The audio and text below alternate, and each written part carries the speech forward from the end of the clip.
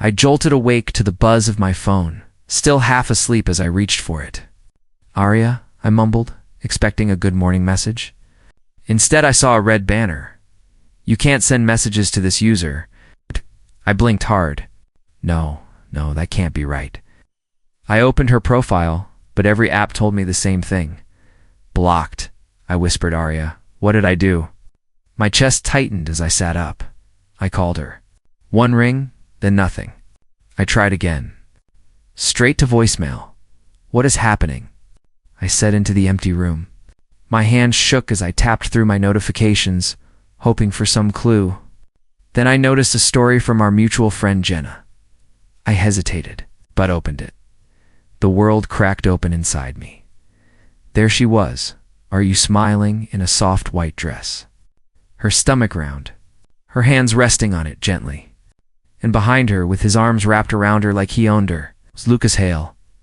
I heard myself whisper, "No, Arya, please don't do this to me." Another photo came next. Lucas kissing her cheek. Arya laughing. The caption said, "Can't wait to meet our son." I dropped my phone onto the bed. "Son?" My voice cracked. "She's pregnant? With him?" My breathing turned sharp. I pressed my palm against my chest because it felt like something inside me had ripped open. I grabbed the phone again and dialed her number. "Pick up. Please pick up," I begged. "Voicemail again." "Again. Arya, talk to me. Tell me this is a misunderstanding." I stared at the phone, but it stayed silent. I opened our chat history, but even that felt wrong. Every message looked distant now, hollow. "Why would you block me, Arya? Why would you hide this?" I whispered. My phone buzzed again, not from her, but from Daniel calling me. I answered with a shaky breath. "Hey, Ethan, you okay? You sound weird." I think Arya left me," I said. The words tasted bitter. "What? Why would you think that?" "Because she blocked me everywhere. And she just posted maternity photos with Lucas." Daniel cursed loudly. "Are you serious? Dadathon, where are you right now?" "In bed. I just woke up. I don't understand any of this." She didn't say anything. She didn't fight, didn't argue. She just disappeared. "Bro, I'm coming over." "No," I said quickly. "I need to try again. I need answers." I hung up and dialed her number one last time. "Please, Arya. Please, nothing." My voice trembled as I spoke into the quiet room. How long has this been going on? Did I miss every sign? Was I that stupid? My head fell into my hands. I opened Jenna's story again, as if the photos might change. They didn't. Arya looked happy, peaceful, like she had everything she wanted, and none of it included me. I whispered. "When did I lose you?" I stood from the bed on weak legs and paced the room. "You didn't even tell me you were pregnant. You didn't tell me anything?" I felt a strange numbness spreading through me, like my emotions were shutting down to protect whatever was left. Another buzz. A text from Daniel. "I'm outside." I walked to the door slowly, still clutching my phone like a lifeline. When I opened the door, Daniel looked at my face, and his expression immediately shifted. "Ethan, damn. You look like you got hit by a truck." "I feel worse," I whispered. He stepped inside. "Tell me everything." She blocked me. I woke up and she was gone. Then I saw the pictures. I handed him my phone. "Look." Daniel's jaw tightened as he swiped. "She did this publicly?" "Ethan, I'm so sorry. No one deserves this." "What do I do?" I asked, my voice breaking. "Do I confront her? Do I wait? Do I pretend I'm okay?" "No," he said firmly. "You don't pretend. You breathe. You sit down. And you don't go after her. Not right now. But I need to understand why." Daniel sighed. "She made her choice." I sat on the couch and stared at the floor. I thought she loved me. Even last week she said she was just tired from work. She kissed me goodnight. Daniel sat beside me. "People lie, Ethan, but the truth always shows." My throat tightened. "I don't know how to breathe right now." He put a hand on my shoulder. "You will. Not today, but you will." I looked at my phone again, hoping for a message from her. Nothing came, and for the first time, terrifying thought whispered through me. Maybe Arya had left me long before this morning. Maybe I'd been alone for months without even knowing it. I leaned back and let out a shaky breath. "Daniel, what if she was never mine to begin with?" I asked softly. He shook his head immediately, but I kept talking. "No, really. What if she checked out long ago and I just kept holding on like an idiot?" The words tumbled out before I could stop them. I kept thinking we could fix things if I tried harder. If I listened more, if I loved her enough, but none of it mattered, did it?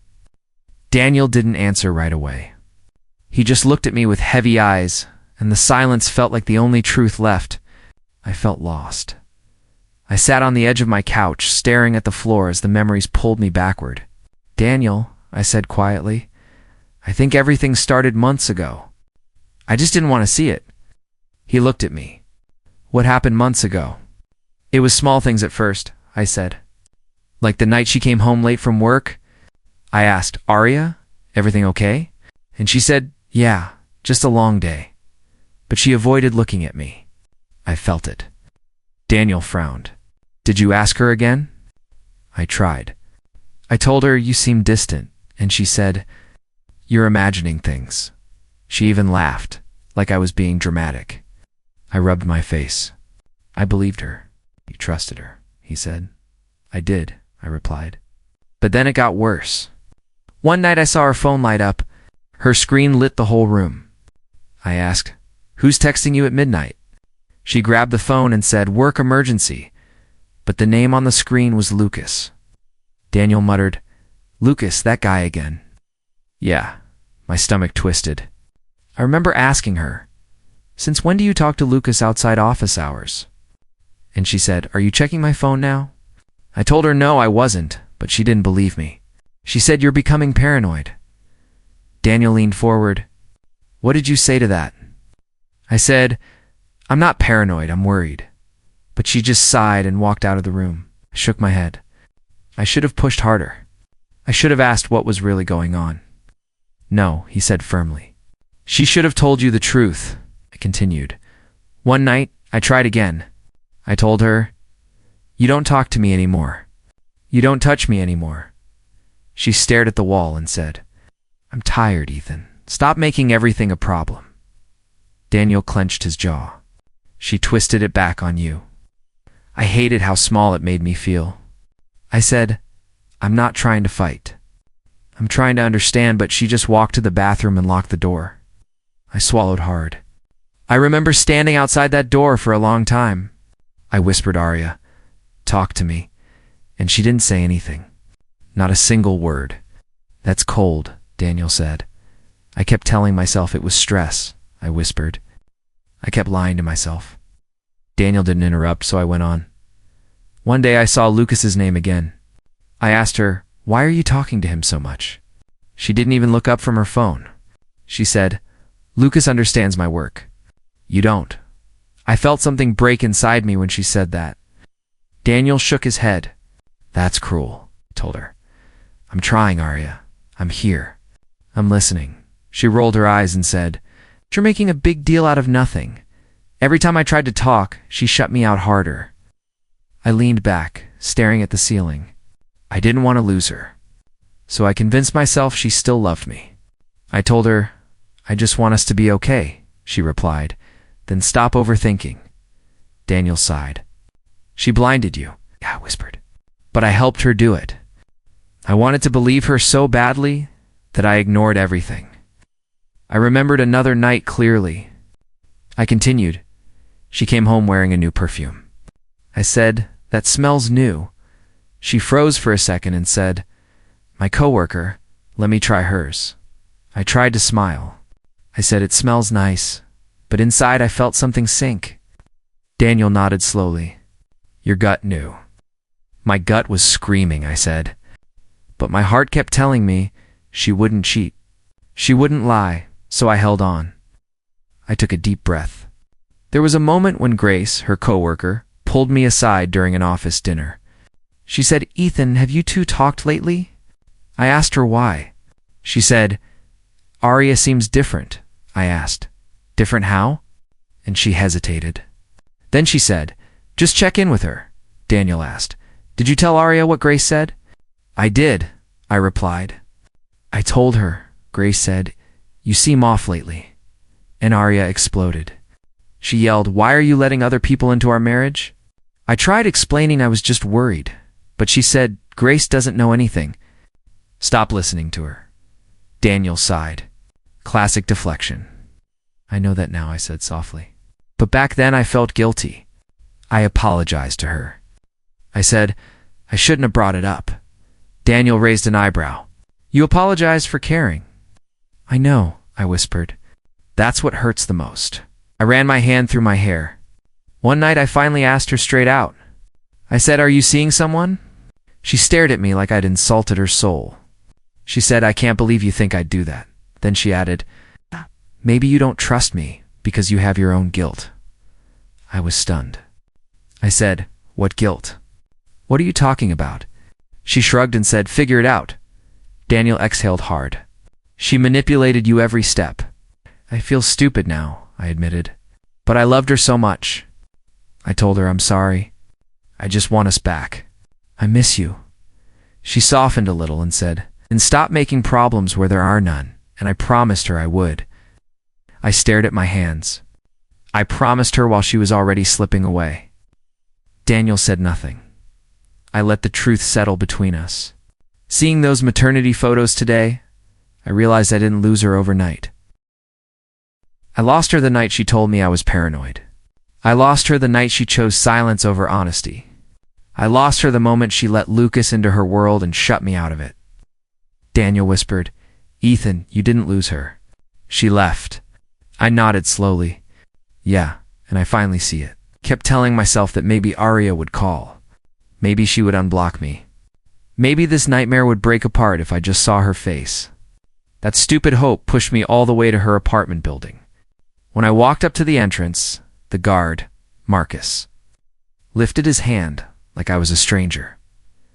"Morning, Marcus," I said, trying to sound normal. "I'm here to see my wife." He didn't move. "Sir, you're not on the list." "What do you mean, I'm not on the list?" I laughed nervously. "I've lived here for 3 years." Marcus looked uncomfortable. "Mr. Hale left instructions.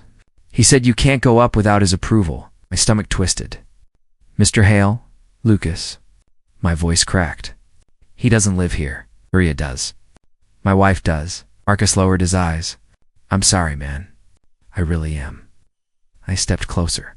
"Marcus, listen to me. I just need to talk to her." "Did she say anything? Did she mention me?" He hesitated. "She said she doesn't want any contact from you right now. That's all I know."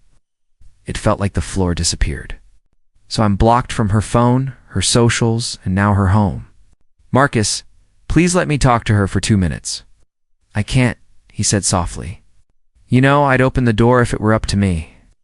I opened my mouth to argue, but then I heard a voice behind Miwan that made my blood boil. "Why are you here again?" Lucas's voice. Cold, confident, like he already won something.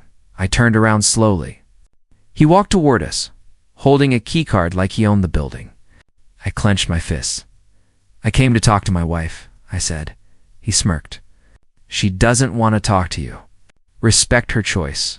You don't get to tell me what my wife wants," I shot back. Lucas stepped closer. "Actually, I do. She asked me to handle things. She doesn't feel safe around you." The word hit me like a punch. "Safe," I whispered. I never hurt her.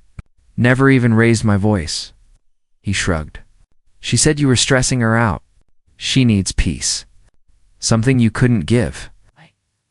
My anger flared. "You're the reason she's stressed? You came into our marriage like a parasite." Marcus moved between us. "Guys, don't do this here." But Lucas pushed it. "Arya is moving on. You should too. She doesn't belong to you anymore." I stepped forward before I could stop myself. "Say that again?" Lucas smirked. "She doesn't belong." Before I reached him, someone grabbed my arm hard. "Hey, stop," Daniel's voice. My brother's grip tightened as he pulled me backward. "What the hell are you doing?" "Let me go," I snapped, struggling. "He's ruining everything." Lucas lifted his hands mockingly. See? This is exactly why she left. His words burned straight into my chest. Daniel yanked me toward the parking lot. Bro, get in the car. Now. I resisted at first, staring at Lucas standing there like he owned the world. But my hands were shaking too much to swing at him, and my vision blurred. I finally got into Daniel's car and slammed the door. The moment the door shut, everything inside me cracked open. Daniel looked at me, his face softening. Okay, talk to me. What's going on? I shook my head, tears blurring everything. She blocked me, man. Everywhere, and now she won't even let me inside our own place. Lucas is answering for her like I don't exist. Daniel rubbed his forehead. Did she tell you anything? Did you guys fight? No, I whispered. That's the worst part. We didn't fight. She just replaced me. Overnight. Daniel let out a long breath. I knew something was off last month when she stopped showing up to family dinners. But I didn't want to assume anything. I wiped my eyes with my sleeve. I thought she was just stressed. I thought maybe work was getting to her. I thought, my voice broke. I thought she still loved me. Daniel didn't say anything for a moment. Then he spoke gently. Love doesn't make someone do this. I stared at the dashboard, trying to breathe normally. I feel erased. Like someone deleted me from her life and pressed replace with Lucas. Daniel nodded slowly. People like him, they push boundaries. They make everything about control. I've seen guys like that, he told Marcus. I make her unsafe, I muttered. Can you believe that? Me? Daniel's jaw tightened. That's manipulation. Classic. I leaned back, exhausted. What do I even do now? First thing, Daniel said, you get help. You can't carry this alone. You're breaking apart. I'm not crazy, I said quietly. I didn't say you are, he replied. But you're hurting, and you need someone who can help you sort through this mess. A professional. A therapist. I swallowed hard. Therapy. You think that'll fix this? No, Daniel said, but it'll fix you. Or at least help you breathe again. I looked down at my shaking hands. What if she never talks to me again? Daniel exhaled slowly. Then you learn how to live without someone who threw you away like this. His words hurt because they were true. After a long silence, I finally whispered, Fine, I'll get help. I'll book something. What's the name? Daniel asked. Who are you going to call? Dr. Rowan Blake, I murmured. Someone recommended him once. Daniel nodded. Good. Start there.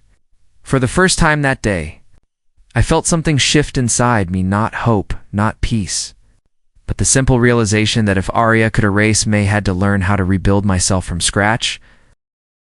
I sat in the waiting room wondering how I ended up here, staring at the carpet like it could explain my life. When Dr. Rowan opened the door and said, Come in, I followed him inside, trying to breathe normally. He smiled gently. So, where do you want to start? I don't know, I said. Maybe from the beginning. Maybe from the part where everything felt perfect. He nodded. Tell me what perfect looked like. It looked like Arya, I said. She made me feel wanted.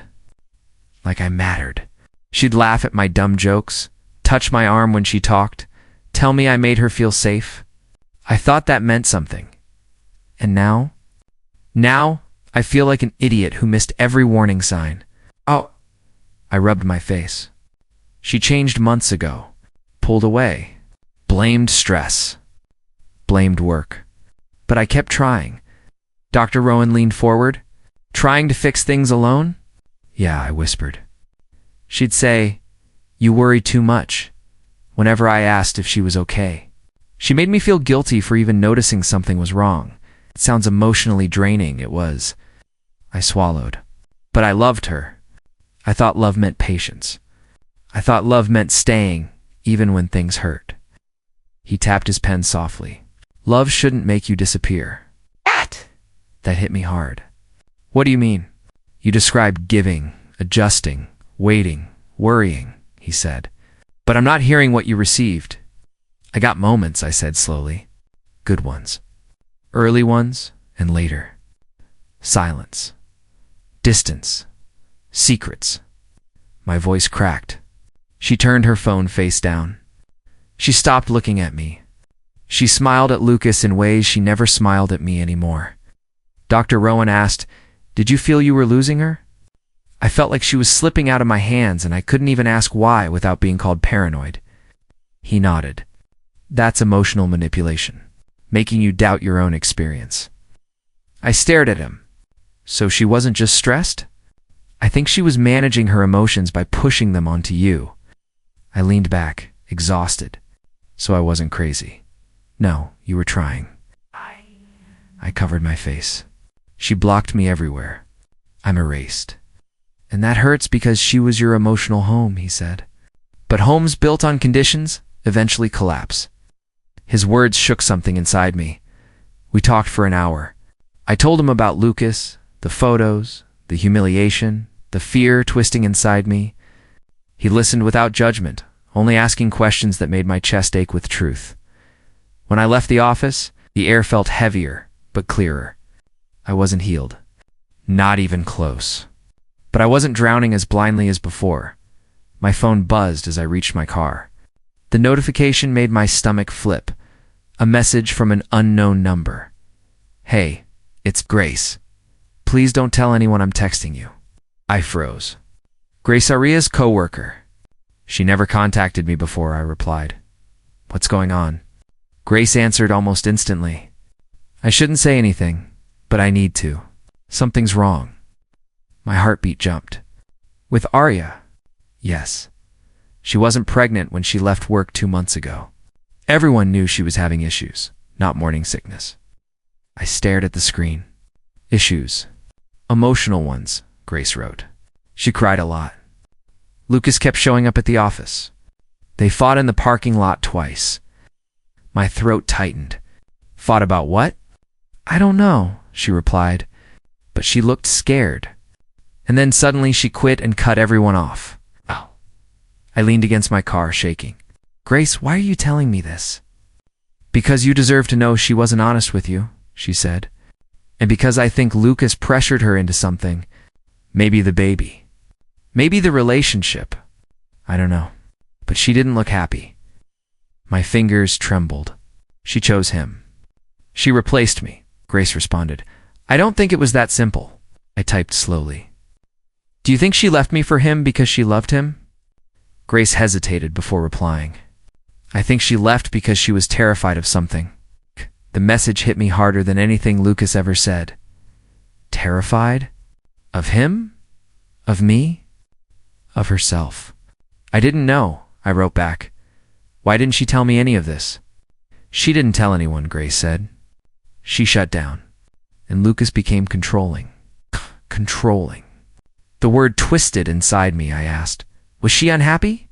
"Yes," Grace answered. She just hid it well, stared at the messages, my chest tight. The world felt tilted, like the truth was leaking out from places I never looked. If she wasn't pregnant when she quit, if she was scared. If Lucas was controlling, then nothing was what I thought. Not my marriage. Not her. Betrayal, not her silence. I whispered to myself. What really happened? And for the first time, instead of pain alone, I felt something else rising inside me. Curiosity and fear. Because the truth wasn't just broken, it was buried. I sat in the car, breathing slowly, wondering if Aria wanted help but felt trapped. Maybe she hoped I'd understand before everything collapsed today. I didn't plan to see Lucas's mother. I only went to the family office because one of the HR managers called earlier and said, "We still have a few documents with your signature on them. You should come pick them up." I thought it was strange, but I didn't want any loose ends with Lucas or his company, so I drove over. When I walked into the building, the receptionist gave me a polite smile. "You're here for the documents?" "Yeah," I said quietly. "They said they'd have them ready." She nodded and went to the back. I waited by the front desk, staring at the floor, until I heard footsteps behind me. "You're Aria's husband, aren't you?" I froze. The voice was soft, older, hesitant. I turned around and saw a woman in her early 60s, elegant but tired looking. Her hands shook as she held a stack of envelopes. Yes, I said slowly. I'm her husband. Or I guess I was. She swallowed. I'm Margaret Hale. Took a second for the name to register. Lucas's mother. She nodded. I didn't expect to meet you here. Neither did I. I'm just picking up some documents, I murmured. She looked around nervously. Can we talk privately? Just for a moment? My stomach tightened. About what? About my son, she whispered. I followed her to a small side room. She closed the door gently and turned to me with trembling eyes. I've been wanting to speak to you for weeks, she said, but I didn't know how. I frowned. Why me? Because your name, your situation, it's not unfamiliar, she said in a broken voice. I stepped closer. What does that mean? She took a shaky breath. Lucas has always been difficult. Charming, yes. Persuasive, yes. But also manipulative. Controlling. He twists things. He makes people believe they're wrong until they can't think anymore. Oh. My chest tightened. So you're saying I'm saying he has a pattern? She whispered. A long one. I didn't breathe for a moment. What kind of pattern? Her eyes softened with regret. He destroys people, especially women. He tells them what to think, where to go, who to trust. He lies without blinking. He cheats even when he claims he's in love. My pulse thudded painfully. He cheated on Arya. Margaret's expression darkened. He cheated on every woman he ever dated. I shook my head slowly. Arya left me for a man who couldn't stay loyal for a week. Margaret whispered, I'm afraid so. Anger flickered under my ribs. Why didn't anyone warn her? Oh, I tried, she said. I told every woman he dated. Some listened, May. Some didn't, and I saw your wife. I saw the fear in her eyes. I knew something was wrong. Fear, that word again? I whispered, was he hurting her? Margaret closed her eyes. Lucas doesn't bruise people. He breaks their sense of reality. I felt sick. He told her I made her feel unsafe. She shook her head. That's classic Lucas. He always paints the good man as the threat, so he can control the narrative. I gripped my hands. She trusted him over me, Margaret whispered. She was manipulated. I stared at the carpet. She's pregnant.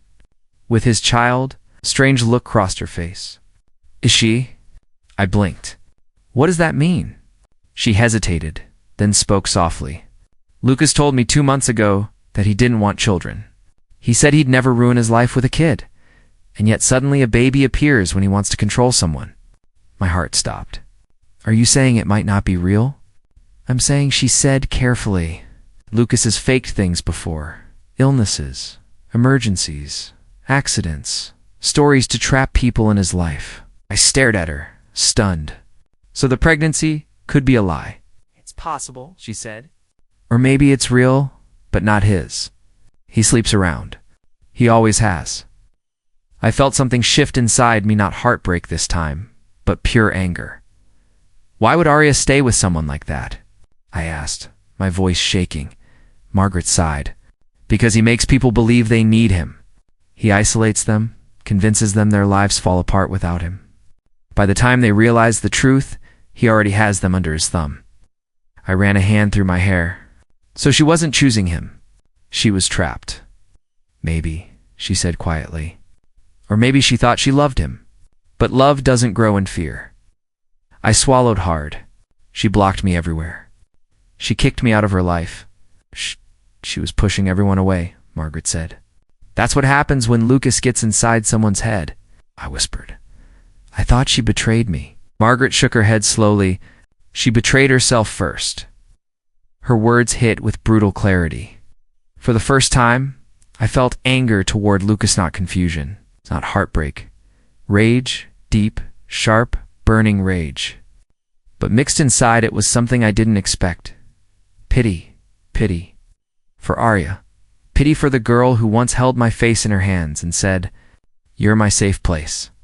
Pity for the woman who got tangled in Lucas's web while I kept believing she was pulling away because of me. I asked softly, "Why are you telling me this?" Her eyes filled with guilt. Because I'm tired of watching my son destroy people. And because I saw how much she changed after meeting him. You deserve to know none of this was normal. I nodded slowly. Thank you. She placed a hand on my arm. Be careful. Lucas doesn't like losing control. I met her gaze. Neither do I. Not anymore. As I walked out of the office, documents in hand, my heart felt heavy, but not hopeless. I didn't just lose my wife. I lost her to a man who built his entire life on secrets. And now, for the first time, I wanted to uncover every single one. When Arya finally unblocked me, my phone buzzed so suddenly that I froze in the middle of my living room. Her message was short. We need to talk, please. For a moment, I just stared at it, unsure whether to feel relieved or nauseous. After everything, after weeks of silence, this was the message I got. When we finally met outside an empty cafe, she looked nothing like the woman who had smiled in those maternity photos. Her shoulders were slumped, her hair messy, and her eyes were red like she hadn't slept in days. I took a breath. Arya, I said, trying to keep my voice steady. Why did you finally unblock me? She flinched at my tone. Because someone made me realize I couldn't keep running Lucas's mother. I asked. Her eyes widened. She talked to you? Yes, I said sharply. She said a lot. So I'm giving you the chance to say your part. Tell me the truth. All of it. Arya wrapped her arms around herself. I'm scared. I've been scared for months, I replied. So talk. She hesitated, then whispered, He made me post the maternity photos. I stared at her. Lucas forced you? Yes, she said, voice trembling. He said people needed to believe we were perfect, that the world needed to see happiness so I wouldn't forget my role. I didn't want to do it, but he kept telling me I owed him for taking me in. Twisted. Taking you in. You left me for him. I know, she said, tears forming. I know I hurt you. I know I ruined everything. But it wasn't what you think. I thought he loved me. I thought he'd protect me. I thought that he was better than me. I cut in, bitterness sharp on my tongue. No, she said quickly. Not better, just new. Just intense. And I was stupid enough to mistake intensity for love. I shook my head. You disappeared from my life like I never mattered. She broke into sobs. I didn't know what to do. Lucas wanted me to cut ties with you completely. He made me block you, made me delete everything. He said if I kept anything from the past, I'd never be fully his. That sounds like control, not love. She nodded weakly. I see that now. I clenched my fists. Why did you lie about the pregnancy? I didn't lie, she whispered. I don't know if it's his. Her words hit me like a punch to the ribs. I stepped back. So it could be mine. She nodded slowly. I didn't tell you because I was afraid. Lucas kept asking questions, accusing me of cheating on him. Meanwhile, I was drowning. And you didn't think maybe I should know? That maybe I deserved to hear the truth before you destroyed our marriage? She covered her face. I was terrified you'd hate me. I already hate what you did, I said quietly. But I don't hate you.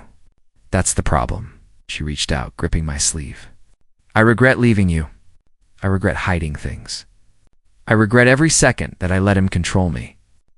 You were my safe place, and I treated you like you were replaceable. I swallowed hard. Arya, regret doesn't fix anything. It doesn't erase the nights I stayed awake wondering why I wasn't enough. It doesn't erase how you let another man rewrite my existence. She sobbed harder. I know I don't deserve forgiveness. I just need you to hear me, please. He sighed. Then answer this honestly. Do you love him? She shook her head violently. No, I'm scared of him. I feel trapped. Every time I try to leave, he threatens to ruin me. He says no one will believe me. He says people will think I cheated my way through everything. My jaw tensed. That's because he did cheat his way through everything. I know now, she said. But I didn't then. I exhaled shakily. And what do you want from me now? Sympathy? A second chance? Or just someone to listen so you don't feel alone? She looked up at me with defeated eyes. I just want you to know I never stopped loving you.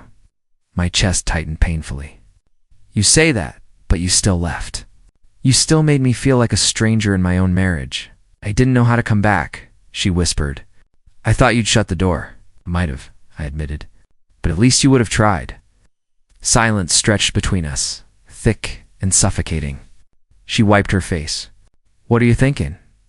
That I'm tired, I said honestly. Tired of hurting. Tired of chasing truth.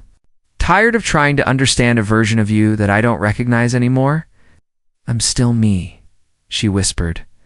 No, I said gently. You're someone else now. And maybe I am too.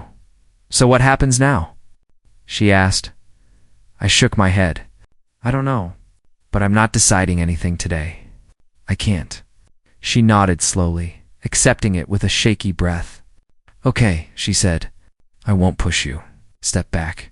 Take care of yourself, Arya. You too, she whispered, and then I turned and walked away, my heart heavy with old love and new clarity, leaving her standing alone, unsure of where either of us would go from here. I was eating a cold bowl of cereal when Daniel burst into my apartment and shouted, "Turn on the news right now!" I jumped, nearly dropping the spoon. Daniel, what the hell? It's 8 in the morning, pointed at the TV. Just turn it on. Trust me. I fumbled for the remote and switched the channel. A reporter appeared, saying Lucas's name like it tasted bitter. I whispered, "No way is that really him." Daniel nodded hard. "Oh, it's him. It's all him," the reporter went on. Several fraudulent contracts were traced back to employee Lucas Hale. I felt my stomach twist. Fraud. Daniel crossed his arms. And that's just the beginning. I leaned forward. What else is there? He smirked. Keep watching. Another headline flashed. Sponsorship scandal exposed. I grabbed my head. No, don't tell me this is about the maternity photos, Daniel replied. Oh, it's definitely about the photos, I whispered. I knew something was off. Daniel shot back. You knew everything was off. You just kept giving people the benefit of the doubt. I didn't even argue. He was right, the reporter continued. Internal emails reveal that Hal encouraged his partner to post staged maternity photos for brand compensation. My jaw tightened. So he forced her into it, I said. Daniel shrugged. Looks like it, I muttered, and she let him. Daniel answered gently. People do stupid things when they're drowning. My phone buzzed. It was Mia. I answered immediately. You seeing this? She asked. Yeah, I said softly. It feels unreal, she replied. You sound strange. What's going on in your head? I hesitated. I don't know if I'm angry or relieved, Mia said. Say what you feel, not what you think you're supposed to feel. I exhaled shakily. Okay, I feel like this is justice, not revenge. Just the truth finally showing itself. Mia hummed, then let it show. Asked, do you think I'm awful for feeling this way? She answered, not at all. Karma isn't cruelty. It's clarity. I nodded to myself. Yeah, clarity, she added, and it's long overdue. An hour later, more leaks came out online. A woman on a live stream said, Lucas used me too. Lied about everything, another man tweeted. Worked with him once. Snake. I stared at the screen. Everyone's turning on him, Daniel replied, because they can finally see him. Then the worst hit. A voice message from Arya's friend leaked. He blocked her. He's gone. I froze. He left her. Daniel sighed. Did you expect loyalty from someone like him? I rubbed my face. No, but hearing it still feels strange. Daniel sat beside me. You're allowed to feel weird, man. You cared about her once? Mia texted again. You okay? I typed back, I don't know. A moment later she called. Talk to me, she said. I swallowed. I don't feel happy she's suffering. I just feel distance. Like I'm watching a movie about someone I used to know, Mia replied. That's healing. That distance means she's not inside you anymore, I whispered. Maybe. I stepped onto my balcony to breathe. The cold wind hit my face. Daniel followed and asked, What's going through you right now? I said, For months, I felt like the universe was punishing me, and now it feels like it's showing me I wasn't crazy. Daniel nodded. You were never crazy. You were hurt, I murmured, and she helped hurt me, patted my back. but you're climbing out. Later that evening, Mia came over with coffee. She sat on my couch and studied me. You look lighter, she said softly. Do I? I asked. She nodded. Yeah. You're not hunched over anymore. I laughed quietly. Maybe because I'm finally watching the truth instead of begging for it. She asked, if Arya came to you now, crying, apologizing, asking for forgiveness, what would you do? I leaned back. Honestly, I don't know. But I know I wouldn't fall apart again. Mia smiled. That's growth, not revenge. I looked at the TV again, watching Lucas's face flash across the screen as reporters tore him apart. I said I didn't lift a finger. I didn't expose him. I didn't try to ruin him, Mia replied. Exactly. Karma doesn't need your hands. It just needed time. I asked her, do you think it's petty if I feel healed by this? She shook her head. Healing isn't pretty. Sometimes it comes wrapped in justice. I whispered, justice. Yeah. By midnight, the internet was on fire. Lucas's company released a statement cutting ties with him. His friends unfollowed him. His supporters vanished. Arya posted a single message. I'm sorry. Stared at it for a long moment. Daniel asked, you want to respond? I said, no. Some stories don't need replies. Mia nudged me gently. So what's next for you? I looked around my quiet apartment. I start over, I said. Without begging for love? Without chasing ghosts? Without letting betrayal define me? That sounds like peace. And for the first time in a long, brutal, chaotic stretch of my life, I actually believed it. Karma didn't destroy them for me. Karma simply revealed them to the world, and that was enough. I stood in the quiet of my living room, trying to steady my breath when Arya knocked. Her knock wasn't sharp or angry. It was soft, almost trembling. When I opened the door, I saw her standing there with swollen eyes, shaking hands, and a silence that made my chest tighten in ways I wasn't ready for. Can I come in? She whispered. I stepped aside. I didn't say anything at first because I didn't know what version of her I was about to face. She walked inside like she was stepping into a memory she wasn't sure she deserved to touch. I've been trying to call you, she said. I kept thinking you might block me again. I didn't block you, I replied quietly. I just stopped answering. She winced. I know I deserve that, but please listen. Just this once, I nodded. She looked fragile, like she didn't know how to hold her own weight anymore. She sat down slowly, gripping the edge of the couch as if she needed something steady. I still love you, she said. I never stopped. Those words used to break me. Now they just drifted through the room like something lost. Arya, I murmured. Why are you here? She covered her face with her hands. Because everything is falling apart. Lucas is gone. The lies exploded. People won't stop talking.